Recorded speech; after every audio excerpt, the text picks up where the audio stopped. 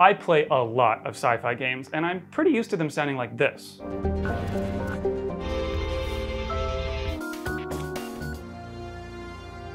But lately, the music has sounded more like this.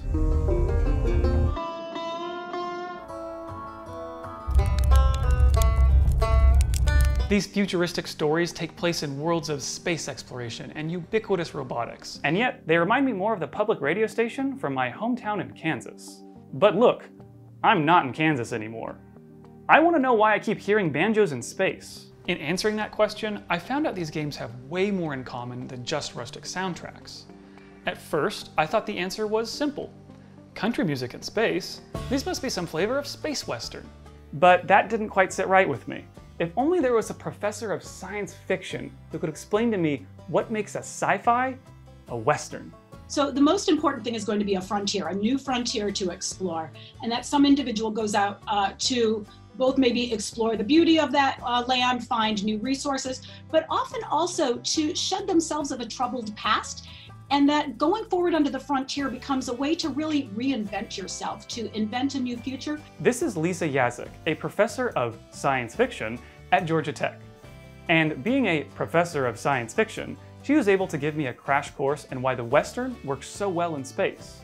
You can see that translates so easily into science fiction, where you go out into the space frontier, the galactic frontier, and you get to meet people from all different kinds of planets.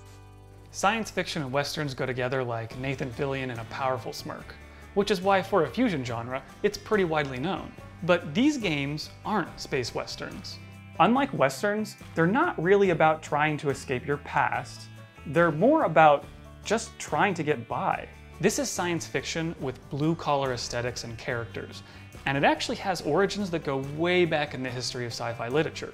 Science fiction does always sort of celebrate the average individual. There's a character that goes back to the 1800s who Mark Twain often used, the jack of all trades. So sort of an average Joe or Jane, perhaps, who isn't formally educated, but is sort of natively smart and has a lot of sort of hands-on know-how. This idea of a jack of all trades, or everyman, is at the core of a lot of recent science fiction video games.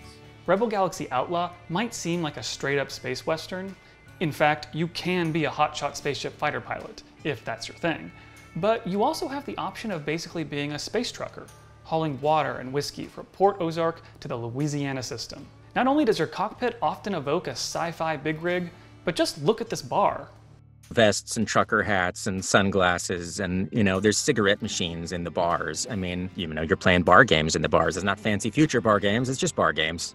And people have, crummy plastic tables and folding chairs. It's This is Travis Baldry. I'm the CEO, the engineer, the lead designer, the writer, the sound. You could say he's a jack of all trades. Instead of making a super sleek and high-tech future, Baldry made the world of Rebel Galaxy Outlaw feel immediately more relatable.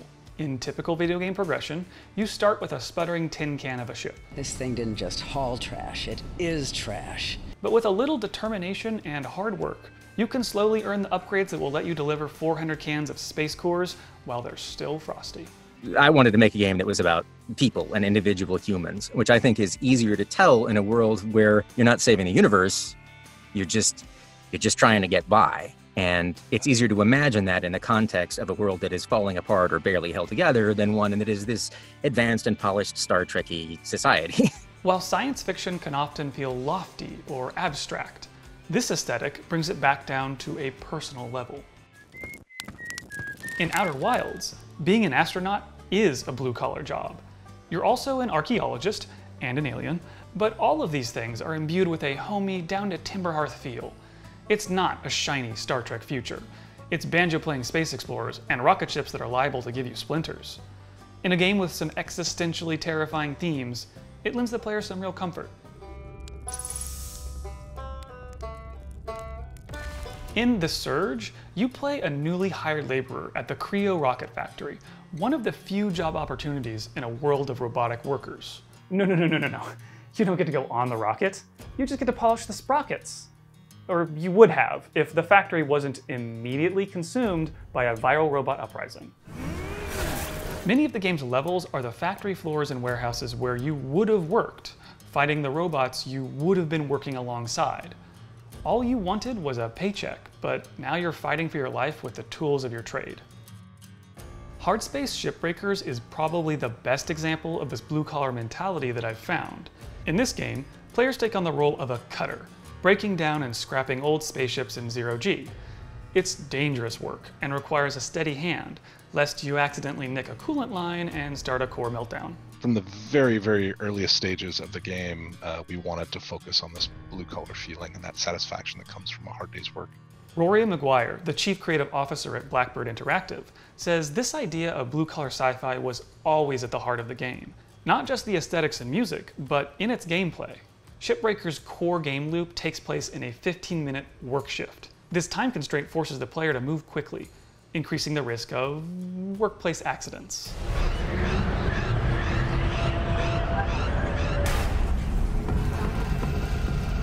Your tools also degrade over time and have to be repaired and maintained.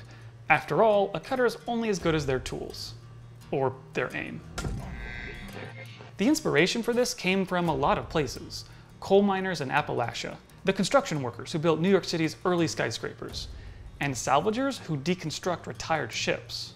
And like 100 people swarm on with blowtorches and like no protective gear at all, and they take those things apart. Like it's very fascinating, but then there's also like themes of exploitation and stuff going on there, and danger, and so that's something that we just wanted to try and explore and fit to the mechanics that we had.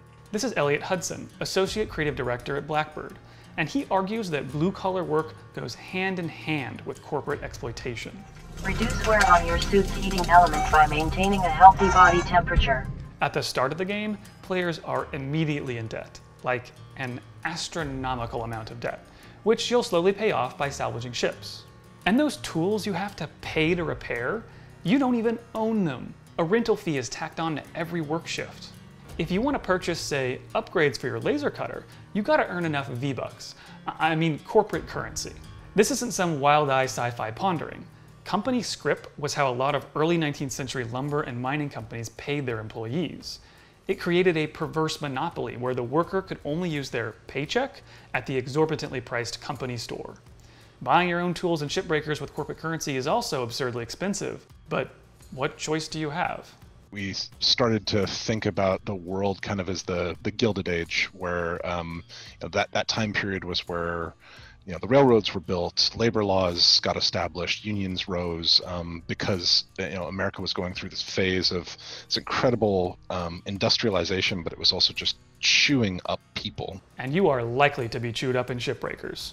In a sci-fi twist on this idea of selling your soul to the company store, even dying isn't an escape. Having given up the rights to your genetic code, you're instead reborn as a clone. And you're footing the bill. Your activity has dropped below nominal levels. Please return to work. Pay for your own clones to artificially extend your indentured servitude? In this economy? Issues of labor and capital aren't really hard to find in science fiction games these days.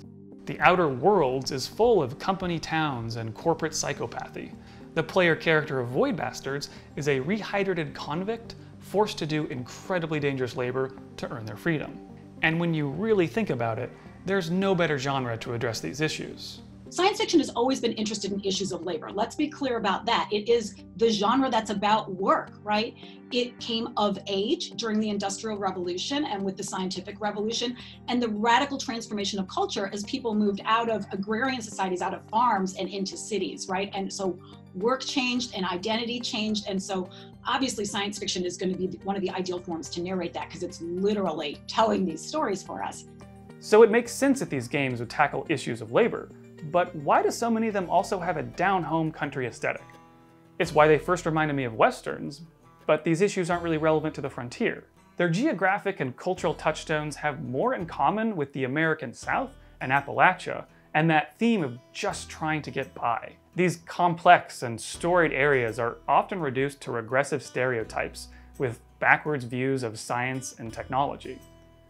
But that's not really accurate. Although we think of the South as oriented to the past, the reality is it's over the course of the 20th century, the South experienced much more intense industrialization and urbanization than other parts of America. And so I think we can also use those tropes to think about our relationship to science and technology. Even if these games aren't intentionally evoking the American South, They're pulling on those threads through their stories and aesthetics, whether that's salvaging old technology, or automation of labor, or trucker bars, or music. When you start Shipbreakers, the opening cinematic uses Americana music to underscore a young girl reciting a poem about the dangerous work of cutters. If there comes a time when he and death meet, bless the next cutter that takes his seat.